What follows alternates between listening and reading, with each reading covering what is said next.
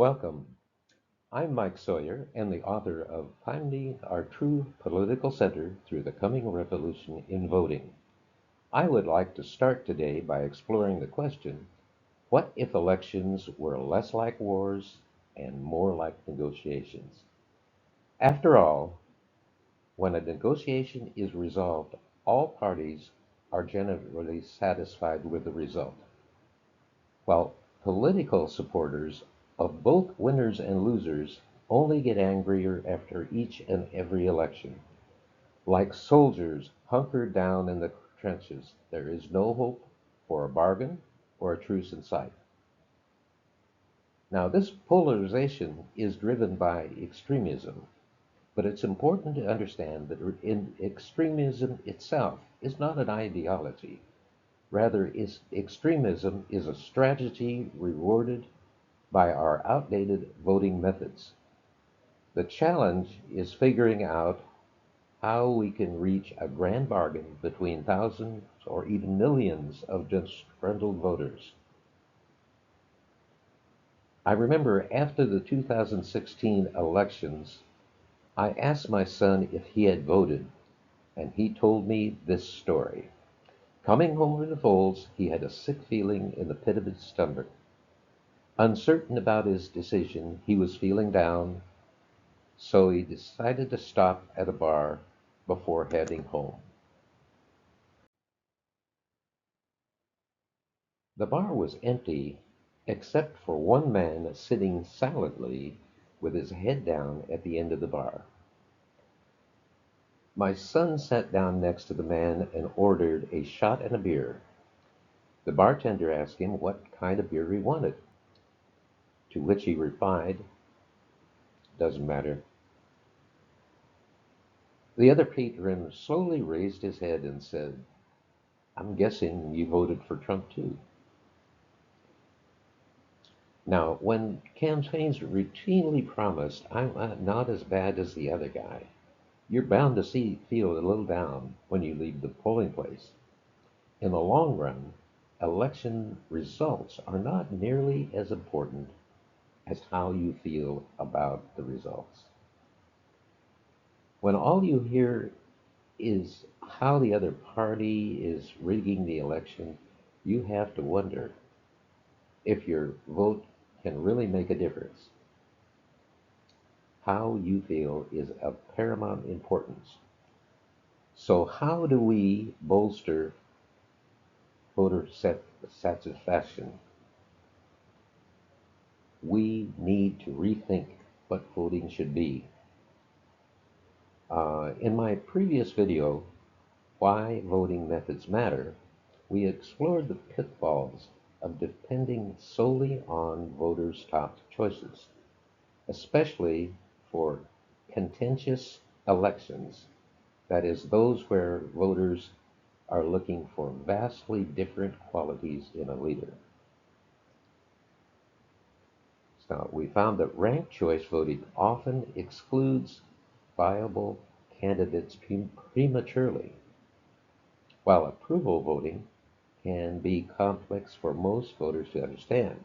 However, combining ranked ballots with approval methods may yield more dependable outcomes and present them in a clear and comprehensible manner. In fact, it can become a true negotiation algorithm that can quickly settle disputes with all parties, seek a resolution, and are willing to make concessions. While this technique has a wide array of uses, this series is devoted on how it can improve the voting.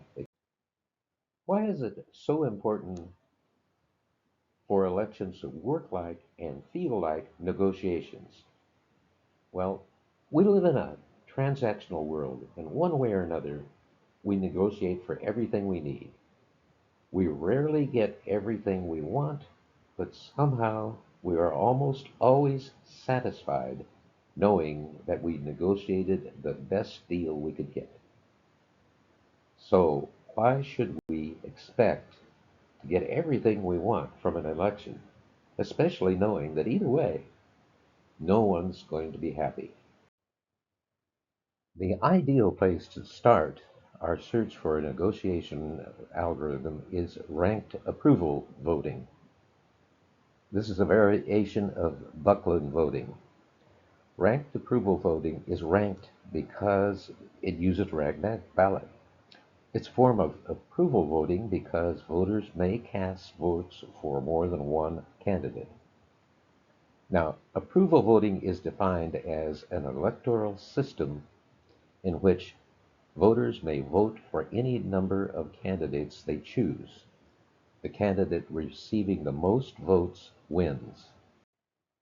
Now, ranked choice voting is an electoral system that successively removes the candidate with the fewest first place votes. Like ranked choice voting, ranked approval voting is settled in rounds. The ranked choice voting eliminates a candidate round by round, whereas ranked approval voting adds votes round by round until some candidate reaches a majority of votes. The algorithm for a ranked approval voting never eliminates candidates from the ballots. Therefore, we avoid the problem we saw with ranked choice voting. That is, it prematurely eliminates the potential winners. So, here's how ranked approval voting works. If any candidate has a majority of first place votes, that candidate wins instantly. If no one has a majority, all second place votes are added, then checking again for a majority winner. Additional tiers are added until a majority is reached. Now, the candidate with the largest majority wins. That's pretty much the definition of Buckland voting as Buckland proposed it 100 years ago. So far, it looks like maybe just another voting method. The element that's missing, the element that would make it required to make this a fair negotiation, is good faith. Good faith means all parties to a negotiation must be willing to make at least some kind of concession. Traditionally, we would employ an arbiter to facilitate fair negotiation and the good faith of all parties. Traditionally, it can be a long and arduous process as negotiators probe their adversaries for vulnerabilities, interpreting even the slightest expression and gestures to set the direction of the negotiation. The algorithm itself would often reach the same solution in an instant, avoiding days, months, and sometimes years of traditional negotiation. In our next video, called The Role of the Arbiter in the Grand Bargain, we will see how good faith is established. Stay tuned for The Role of the Arbiter in the Grand Bargain. Thank you for listening.